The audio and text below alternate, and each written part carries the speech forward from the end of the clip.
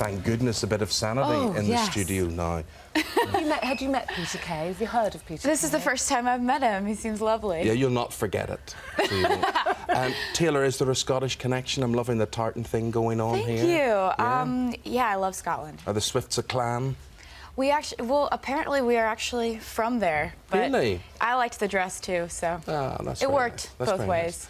Nice. How old are you to have such a prodigious talent, a fantastic voice? How old are you? I'm 19. Gosh, that is really spooky. And who were your musical influences? Who am I hearing there when I listen to you?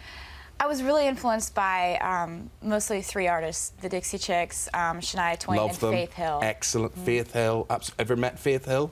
I have, actually. She's been wonderful to me and really has kind of made me part of the family. She's been amazing and came out and did a surprise performance at my my concert in Nashville. So she's been amazing. I'd love to meet the Dixie Chicks. Got them on my iPod video. Very, definitely. very good. And we have to say huge congratulations to you, because you are the youngest artist ever to win Entertainer of the Year at the Country Music Awards, which was that just last week? Yeah, it was just last week. How amazing. Thank Age you. 19. How much chance did you think you had of winning that? Was it a complete surprise? Did you know you were there because you were nominated? Or? Well, when you're nominated for an award, I try to approach it from a really practical, like realistic angle, and I've never gone into an award show thinking, I think I'm going to win this. You know, if I'm nominated against 4 other people, I feel like I've got a 1 in 5 chance at winning it. And honestly, having everybody else in that category as my heroes, people I've looked up to for years, people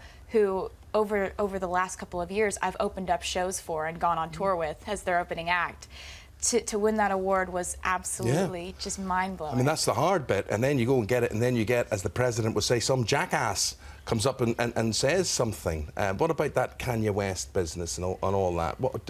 How long did it take him to apologise to you?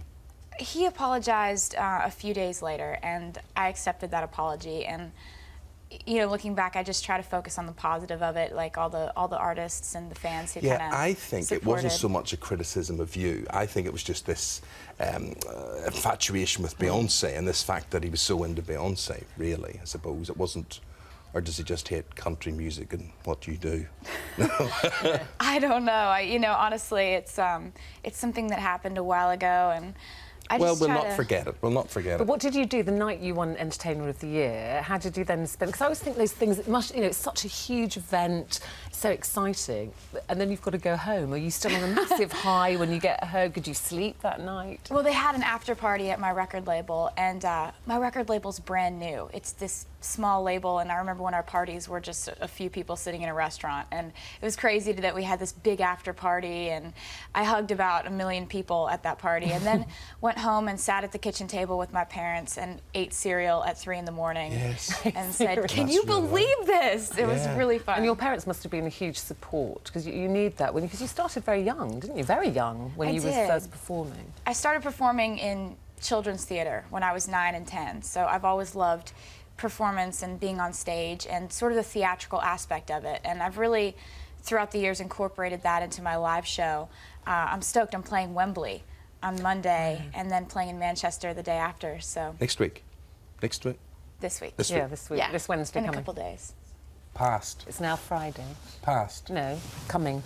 Yes, that's what I said. Next week.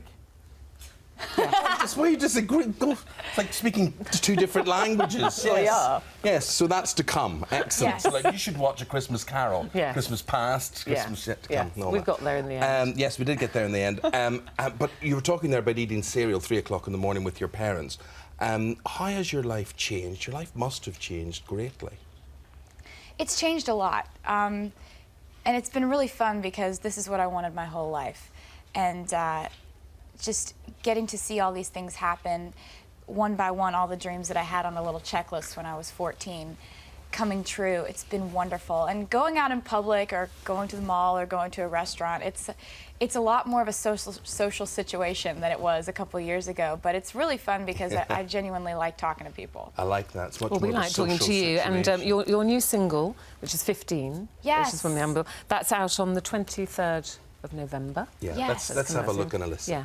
You can remember 15 a bit better than we can. It takes us a while. It's about the pain and the growing up and the loves and the happiness and about looking back on things that you learned that year in your life. And I think if a lot of us look back to that year, a lot of definitive things happened, and we learned a lot of lessons that kind of turned us into who we ended up being. And at least that was the case for me. So this was a really personal song that I wrote, and I'm glad to see it become a single over here. Lovely. Well, it's lovely to meet you, and congratulations again on your every award. success in the future, Brilliant. Taylor. Lovely to have you here. Thank you very much Thank indeed, you. Taylor Swift. And we'll take a swift link to the break there. We're back with good very one. sparkly fashion right after this. Don't go away.